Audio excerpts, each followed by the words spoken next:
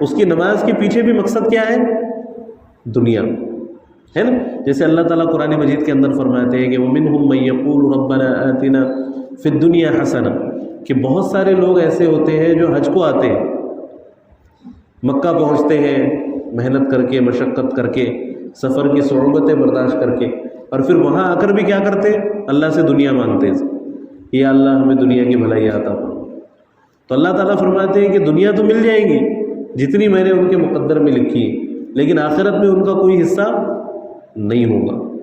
پھر اللہ فرماتے ہیں کہ وَمِنْهُمْ مَن يَقُولُ رَبَّنَا آتِنَا فِي الدُّنْيَا حَسَنَةً وَفِي الْآخِرَةِ حَسَنَةً وَقِنَا عَذَابَ النَّارِ. اور بہت سارے لوگ ایسے ہیں نیک بندوں میں سے کہ جو کہتے ہیں کہ اے ہمارے پروردگار، ہمیں دنیا کی بھی بھلائی عطا فرما اور آخرت کی بھی بھلائی عطا فرما، وقنا عذاب النار، اور ہمیں جہنم کے عذاب سے بچا. تو اللہ تعالیٰ فرماتے ہیں کہ ان کو ہم دنیا میں بھی دیتے ہیں اور آخرت میں بھی دیتے ہیں، اور ان کی ہم جہنم کے عذاب سے حفاظت فرماتے ہے نا. تو کوئی بھی نیک عمل اگر ہم کریں تو اس کا مقصد کیا ہونا چاہیے؟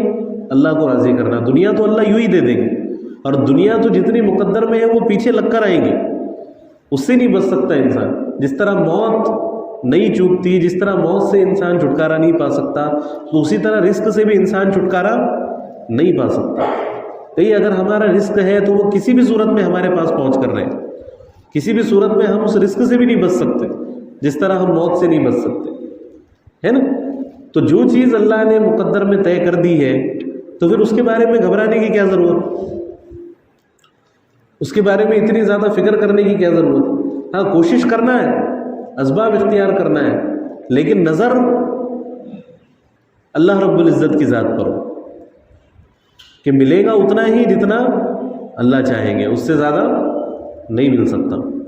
مولانا پیر ذوالفقار نقشبندی دامت برکاتہم ایک مثال کے ذریعے سے سمجھاتے ہیں کہ جیسے 1000 لیٹر کی ٹنکی، اب اس میں انسان ایک نل لگائے تو بھی اس میں سے پانی کتنا نکلے گا؟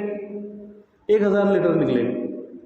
اور اگر انسان اس میں 10 نل فٹ کر دے تو بھی کتنا پانی نکلے گا؟ اس میں سے 1000 لیٹر نکلے گا، اس سے زیادہ کسی بھی صورت میں نکلنے والا نہیں ہے. کوئی سوچے کہ بھئی 1000 لیٹر کی ٹانکی لیکن میں اس کو 10 نل فٹ کر دوں گا، ہے نا، تو اس سے کیا 10,000 لیٹر پانی نکلنا شروع نہیں ہوگا، ذرہ برابر بھی نہیں بڑھے گا پانی، اتنا ہی پانی باقی رہے گا.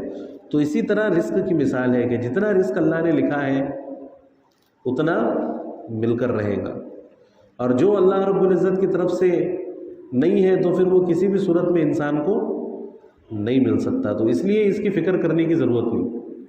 آج ہی ایک صحابی کا واقعہ پڑھنے میں آیا کہ وہ رزق کی تنگی سے بہت زیادہ پریشان تھے، تو انہوں نے سوچا کہ چلو میں اللہ کے نبی صلی اللہ علیہ وسلم کے پاس جا کر اپنے حالات بیان کرتا ہوں کہ اللہ کے نبی صلی اللہ علیہ وسلم میری کچھ مدد کر. اب یہ اللہ کے نبی صلی اللہ علیہ وسلم کے پاس پہنچے تو اللہ کے نبی صلی اللہ علیہ وسلم وہاں پر اس آیت کی تلاوت کر رہے تھے کہ وَمَا مِن دَابَّةٍ فِي الْأَرْضِ إِلَّا عَلَى اللَّهِ رِزْقُهَا، کہ زمین میں کوئی چوپایا ایسا نہیں ہے کہ جس کا رزق اللہ کے ذمے نہ ہو، جس کے رزق کی ذمہ داری اللہ نے نہ لے رکھی.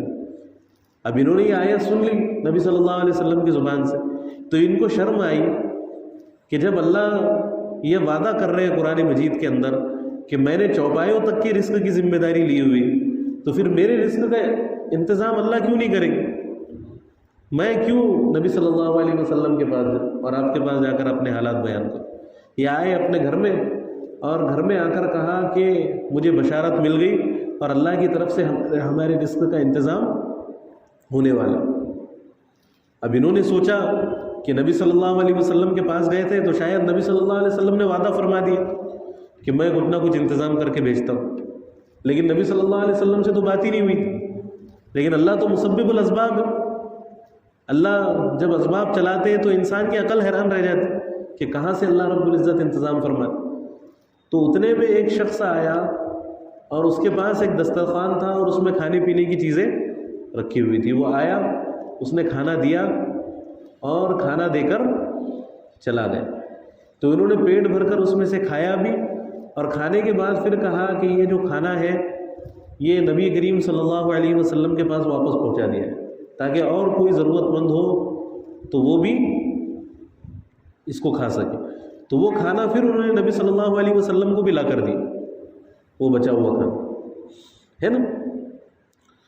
تو جب اللہ رب العزت پر توکل ہوتا ہے تو پھر اللہ تعالیٰ اس طریقے سے رزق کا انتظام فرماتا ہے نا۔ رزق اللہ کے ذمے، اتنی مخلوقات ہے تو سب کی روزی کا اللہ تعالیٰ انتظام فرماتے، تو ہماری روزی کا کیا مسئلہ ہے نا۔ ہمیں بھی اللہ تعالیٰ دیں گے اور اتنا ہی ملے گا جتنا مقدر میں، اس سے زیادہ نہیں مل سکتا۔ تو اس لیے حالات کیسے بھی کیوں نہ ہو، حالات تو آتے رہیں گے دنیا میں، کبھی اچھے حالات آئیں گے، کبھی برے حالات آئیں گے، لیکن ان تمام حالات میں اللہ رب العزت کو راضی کرنے والے کاموں کو نہ چھوڑنا، اس کے اوپر مضبوطی سے جمے رہنا، یہ عین ایمان ہے، یہ اصل عبادت ہے، اس کو عبادت کہا جائے۔ تو جو لوگ حالات کے آنے کے باوجود بھی جمے رہتے ہیں اور نیکی کا راستہ اختیار کرتے ہیں، اللہ سے ڈرتے ہیں، تو اللہ تعالیٰ نے ان کے لیے اجر عظیم کا وعدہ فرمایا ہے، بڑے اجر کا وعدہ فرمایا ہے۔